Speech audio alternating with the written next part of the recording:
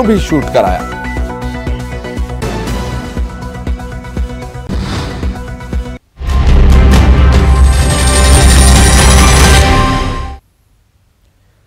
नमस्कार, मैं हूं आशीष त्रिपाठी, आपके साथ 7 बजे की बड़ी खबर की शुरुआत करेंगे। इस वक्त की बड़ी खबर से केंद्रीय गृह मंत्री अमित शाह आज भोपाल आ सकते हैं। दरअसल आज रात 8 बजे तक उनके भोपाल आने का कार्यक्रम तय है। 15 दिन में अमित शाह का भोपाल का यह दूसरा दौरा है। एयरपोर्ट पर गृह मंत्री नरोत्तम मिश्रा उनकी अगवानी करने के लिए जाएंगे। दरअसल नरोत्तम मिश्रा को मिनिस्टर इन वेटिंग भी बनाया गया है और जहां भोपाल के बीजेपी दफ्तर में अमित शाह अहम बैठक लेंगे और इस दौरान बीजेपी के आला नेताओं के साथ विधानसभा चुनाव पर रणनीति बनेगी और यह बैठक रात 11:30 बजे तक चलेगी।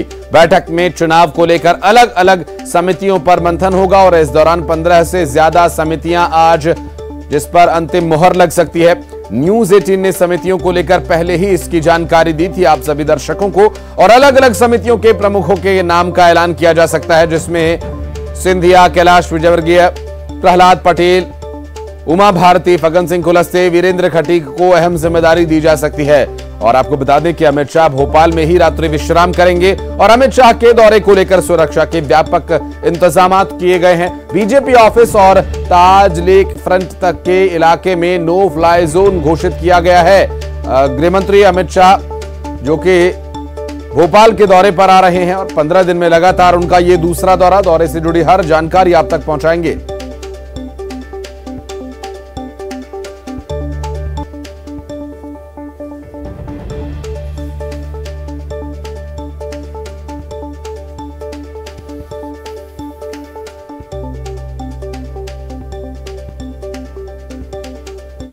और मुख्यमंत्री शिवराज सिंह चौहान आज सिंगरौली जाएंगे। संत रविदास यात्रा को हरी झंडी दिखाने के लिए सीएम शिवराज जाएंगे सिंगरौली और यहां जनसभा को भी संबोधित करेंगे। मुख्यमंत्री शिवराज सिंह चौहान लगातार ताबड़तोड़ रैलियां, रोड शोज में व्यस्त हैं मुख्यमंत्री शिवराज सिंह चौहान और ऐसे में संत यात्रा को हरी झंडी दिखाने के लिए जाएंगे। संत रविदास यात्रा निकाली जा रही है और ये यात्रा हरी झंडी दिखाए जाने के बाद रवाना होगी। मुख्यमंत्री शिवराज सिंह चौहान आज जनसभा को भी संबोधित करेंगे। सिंगरौली के दौरे पर रहेंगे मुख्यमंत्री शिवराज सिंह चौहान। इससे जुड़ी ताजा अपडेट्स लगातार आप तक पहुंचाएंगे। फिलहाल आपको बता दें संत रविदास यात्रा निकाली जानी है और ऐसे में संत रविदास यात्रा को हरी झंडी दिखाने के लिए मुख्यमंत्री शिवराज सिंह चौहान सिंगरौली जाएंगे और एक जनसभा को भी संबोधित करेंगे। और विधानसभा चुनाव से जुड़ी एक बड़ी खबर आपको बता दें, कांग्रेस आज अपना वचन पत्र जारी कर सकती है। चुनाव के 4 महीने पहले वचन पत्र जारी हो सकता है। नेता प्रतिपक्ष डॉक्टर गोविंद सिंह ने इसके संकेत दिए हैं और पूर्व मुख्यमंत्री कमलनाथ की प्रेस कॉन्फ्रेंस में वचन पत्र जारी किया जा सकता है और उम्मीद है कि आज सुबह 11 बजे के लगभग कमलनाथ एक प्रेस कॉन्फ्रेंस करेंगे जिसमें वचन पत्र जारी किया जा सकता है और कांग्रेस के क्या मुद्दे रहेंगे वचन पत्र में स्पष्ट होगा। लगातार इस खबर पर भी रहेगी हमारी नजर। हमारा वचन पत्र जो अंतिम हुआ है वो हमारे राजेंद्र सिंह जी अगर आ गए कल, जो वचन पत्र के अध्यक्ष हैं, तो कल वचन पत्र हमारा जारी हो सकता है। कुछ खास बिंदु वचन पत्र में अब आएगा। अब सैकड़ों बिंदु पे चर्चा हुई थी, लास्ट की 2 मीटिंग में पहुंचा नहीं, तो अंतिम फैसला क्या हुआ उसकी जानकारी नहीं थी। पहले तो हर मीटिंग में करीब अधिकांश में गया हूं और जनता के हित में हर वर्ग को टच किया है। ऐसा कोई वर्ग नहीं है जिसके लिए हमारे वचन पत्र में स्थान। और रायपुर से बड़ी खबर, नए मतदाताओं को साधने के लिए कांग्रेस का नया दांव। दरअसल फर्स्ट टाइम वोटर्स से आज सीएम भूपेश बघेल संवाद करेंगे। My first vote to Bhupesh Baghel campaign launch किया जा रहा है। इसकी शुरुआत खुद मुख्यमंत्री भूपेश बघेल करेंगे। दरअसल एनएसयूआई एक कार्यक्रम आयोजित कर रही है जिसमें फर्स्ट टाइम वोटर्स को साधने का प्रयास होगा और कांग्रेस प्रदेश प्रभारी कुमारी शैलजा इसमें शामिल होंगे। दीनदयाल उपाध्याय ऑडिटोरियम में यह कार्यक्रम होगा। एनएसयूआई के राष्ट्रीय अध्यक्ष नीरज कुंदन इसमें शामिल होंगे। प्रदेश में लगभग 5 लाख नए वोटर्स हैं। एक बड़ा वोटर्स का तबका जो कि फर्स्ट टाइम वोटर्स होगा, पहली बार अपने मताधिकार का इस्तेमाल करने वाले ज्यादातर मतदाताओं को साधने का प्रयास। मेरा पहला वोट भूपेश बघेल को के नाम से कैंपेन चलाया जाएगा और इसकी शुरुआत खुद मुख्यमंत्री भूपेश बघेल करेंगे। और एनएसयूआई इस कार्यक्रम को आयोजित कर रही है। 5 लाख वोटर्स को साधने का यह प्रयास, और यहां मुख्यमंत्री भूपेश बघेल एनएसयूआई के इस कार्यक्रम में शामिल होंगे। और एनएसयूआई जो कि कांग्रेस की छात्र इकाई है, कार्यक्रम आयोजित कर रही है। ममता हमारी सहयोगी इस वक्त हमारे साथ फोन लाइन पर मौजूद है। ममता, एक तीर से दो शिकार, पहली बार जो वोट करेगा वो मुख्यमंत्री भूपेश बघेल को वोट करे, ऐसा कैंपेन चलाया जा रहा है, क्या है डिटेल्स?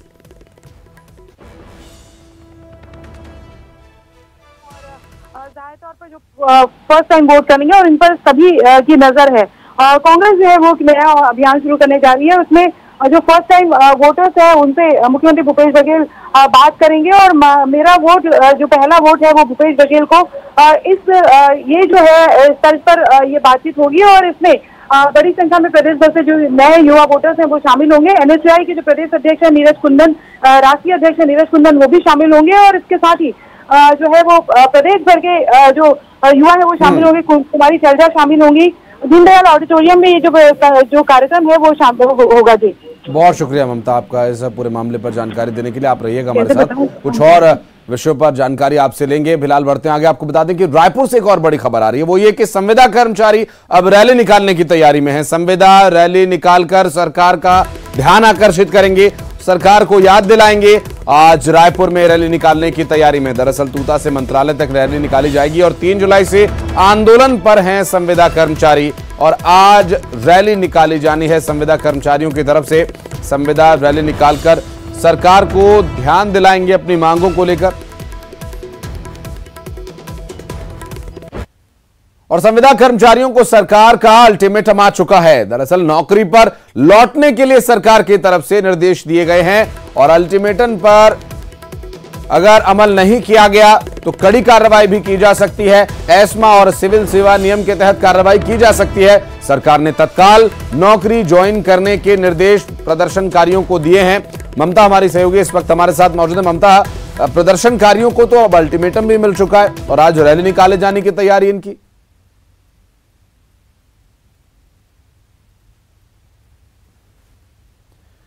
ममता, आवाज मिल पा रही है? ये रैली की तैयारी कर रहे हैं, उधर सरकार ने अब अल्टीमेटम भी दे दिया है। बिल्कुल, देखिए 3 दिनों का अल्टीमेटम सरकार ने दिया है।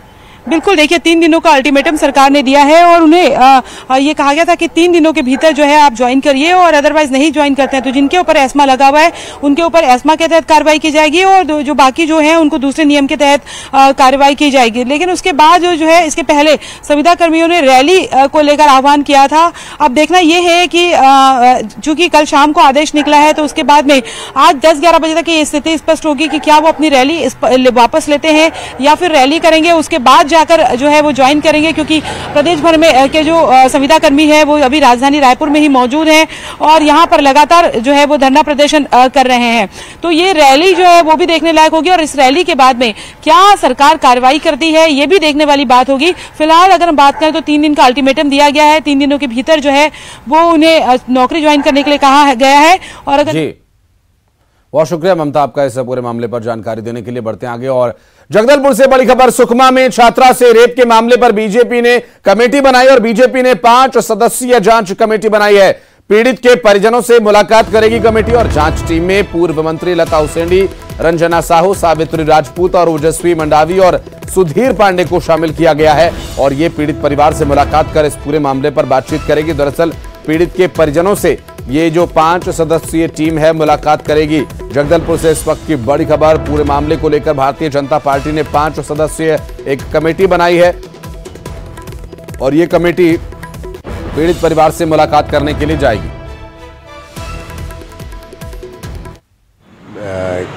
कि हमारे प्रदेश अध्यक्ष माननीय श्री अरुण साहू जी ने 5 सदस्यीय एक टीम गठन किया है जिसके तहत में सुश्री लता हुसैनी जी और जो हमारे कहते हैं रंजना साहू विधायक धमतरी, शालिनी राजपूत जी और ओजस्वी मंडावी और सुधीर पांडे जी, इन 5 लोगों की टीम वहाँ पर जाकर के वहाँ के स्थल का निरीक्षण करेगी और उससे परिवार से मिलेगी, पीड़ितों से मिलेगी और उसके बाद में वस्तुस्थिति से हमारे भारतीय जनता पार्टी को अवगत कराएगी।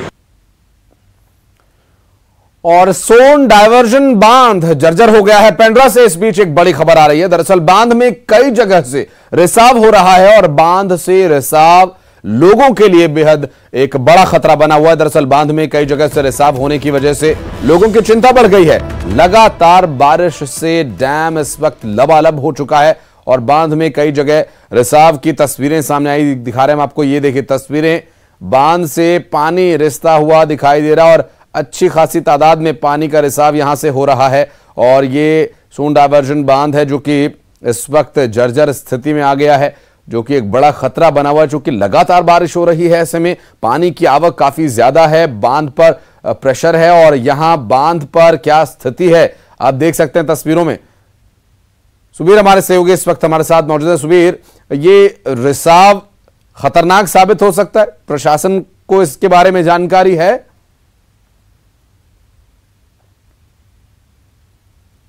कार्यपालन के जो इंजीनियर हैं उनके द्वारा भी उन्हें भी जानकारी दी गई, जो कि इसकी मरम्मत के लिए प्रस्ताव भेजा जाना बता रहे हैं और जैसे ही स्वीकृत होगी मरम्मत होना बताया जा रहा है। वहीं मैं बता दूं कि जो पूरे छत्तीसगढ़ में 40 किलोमीटर का जो सोन नदी का जो दायरा है वो गौरेला पेंड्रा मरवाही क्षेत्र के हिस्से में ही आता है और यहीं वो लोअर सोन डायवर्सन का जो परियोजना है यहीं पे लागू किया गया है और यहीं पे 5 से ज्यादा बांधों का निर्माण हुआ है। और वहीं इस जगह का जो किसानी क्षेत्र है वो इस पर बहुत ही ज्यादा निर्भर है कि यहाँ के पानी से ही सिंचित होता है। लेकिन किसानों की चिंता इस चीज से बढ़ी हुई है कि इनमें जो दरार है, जो मरम्मत ना होने की वजह से जो दरार है वो किसी भी टाइम किसी भी समय टूट कर खेतों तक पहुंच सकता है पानी, जिससे एक बड़ा नुकसान हो सकता है। और जो इसमें सबसे पुराना जो बांध है वो 22 वर्ष पुराना बांध है, जो सबसे ज्यादा अभी दरार की स्थिति में है और जो कभी भी टूटकर खेतों तक पहुंच सकता है। जी आशीष, बहुत शुक्रिया आपका सुबीर इस पूरे मामले पर जानकारी देने के लिए। खतरा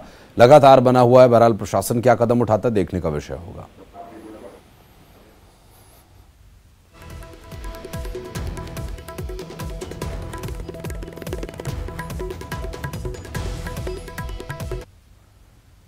और इंदौर से बड़ी खबर आपको बता दें, नगर निगम कर्मचारी के साथ मारपीट के बाद बवाल हो गया। हिंदू रक्षक संगठन का हंगामा, संयोजक एकलव्य सिंह गौड़ ने इसकी चेतावनी दी। दरअसल जूनी इंदौर थाने के टीआई को सख्त लहजे में चेतावनी दी गई। निगम कर्मचारियों के साथ मारपीट किए जाने का यह पूरा मामला, जिसमें जूनी इंदौर थाने के टीआई को सख्त लहजे में चेतावनी दी गई है। आपको बता दें कि हिंदू रक्षक संगठन का हंगामा यहां देखने को मिला, चूंकि नगर निगम के कर्मचारी के साथ मारपीट की गई थी और इस मारपीट के बाद संयोजक एकलव्य सिंह गौड़ ने चेतावनी दी। जूनी इंदौर थाने के टीआई को सख्त लहजे में चेतावनी देकर नगर निगम के कर्मचारियों के साथ मारपीट के मामले पर चेताया। सभी ने मांग की थी कि इन पर कड़ी से कड़ी कार्रवाई हो और इस प्रकार का उदाहरण प्रस्तुत हो कि आगे से कोई भी इस प्रकार की घटना करने के लिए हिम्मत ना करो। ये जो बदमाश हैं ये हिस्ट्री शीटर हैं और पुराने रिकॉर्ड रहे हैं, तो इन पर कड़ी से कड़ी कार्रवाई हो। और हमने रासुका की मांग भी की है और साथ में ये भी मांग की है कि जहाँ ये घटना हुई वहीं पर इनका जुलूस निकाला जाए और वहीं पर इनको अच्छी तरीके से उस प्रकार का सबक सिखाएं कि ये फिर हिम्मत ना करें।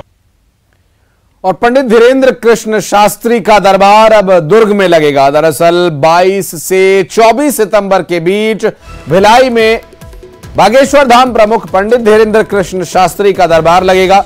शाम 4 बजे से 7 बजे तक कथा का आयोजन होगा।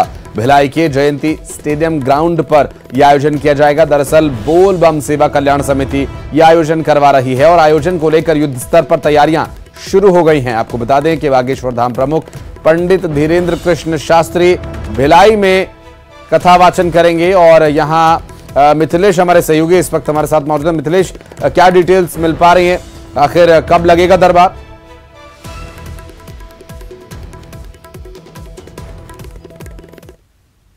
दरबार लगेगा। ये दरबार के साथ साथ ये कथा का वाचन भी करेंगे। शाम को 4 बजे से 7 बजे तक इनके कथा का वाचन भी होगा। तो इस तरह से तिथि जो है वो निर्धारित कर ली गई है और अब बस तैयारियां शुरू हो गई है, क्योंकि पंडित धीरेन्द्र शास्त्री जहां भी जाते हैं उनकी ख्याति दूर दूर तक फैली हुई है। इस वजह से भारी भीड़ भी उमड़ने की संभावना है। ऐसे में बड़े मैदान का चयन किया गया है। भिलाई के सबसे बड़े मैदान जयंती स्टेडियम परिसर का चयन किया गया है, जहां लाखों लोग बैठकर आसानी से कथा का वाचन, जो कथा का श्रवण कर सकेंगे। तो इसके लिए तिथि तय हो गई है, आयोजन की तारीख तय हो गई। तो बस अब तैयारियां जो है वो शुरू कर दी गई हैं, क्योंकि काफी लोगों में एक्साइटमेंट है कि पंडित धीरेन्द्र शास्त्री भिलाई में आएंगे और अपने कथा का वाचन करेंगे, साथ ही उनका दिव्य दरबार भी लगेगा। तो लाखों लोगों के बैठने की व्यवस्था भी की जाएगी ताकि किसी को भी कोई भी असुविधा ना हो। जी, स्वाभाविक है, अपनी अर्जी के लिए भी लोग इंतजार में होंगे कि आखिर कब धीरेन्द्र शास्त्री आएं और वो अर्जी लगा पाएं। बहुत शुक्रिया आपका जानकारी के लिए मिथिलेश। पाकिस्तान चले जाने के बाद ग्वालियर में अंजू के घर परिवार वाले दुखी और नाराज हैं।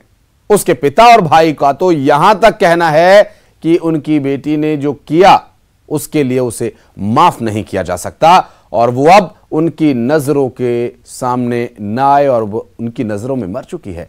पिता गया प्रसाद भले ही कह रहे हों ऐसा, हालांकि परिवार की बेटी रही है वो। अंजू से अपने 2 छोटे छोटे बच्चों को छोड़कर जाने को लेकर नाराजगी है, क्योंकि वो पाकिस्तान चली गई है और अब वो भारत ना लौटे, क्योंकि अब उसका इस देश में कोई नाता नहीं रहा।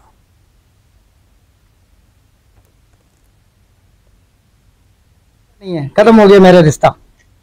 वो तो कह रही थी कि हमारे 3-4 बेटी घर से बाहर चले गया, उसके साथ कोई भी रिश्ता हमारा नहीं होता, बल्कि और भी लोग कोई रिश्ता नहीं रखते हैं।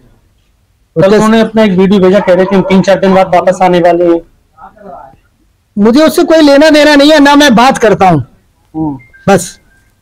और आप लोग मुझे खाना खा परेशान मत करिए, ये हुक्का लगा लगा के मेरे सामने मत पिलाइए मुझे, ठीक है। मुझे कोई इन मामलों में इंटरेस्ट नहीं है। जो घर से गया बस समाप्त है, उसका लीला समाप्त है हमारी तरफ से। और अब खबरें 25 सेकंड्स में। पीएम मोदी का विपक्ष पर करारा हमला, बोले इंडियन मुजाहिदीन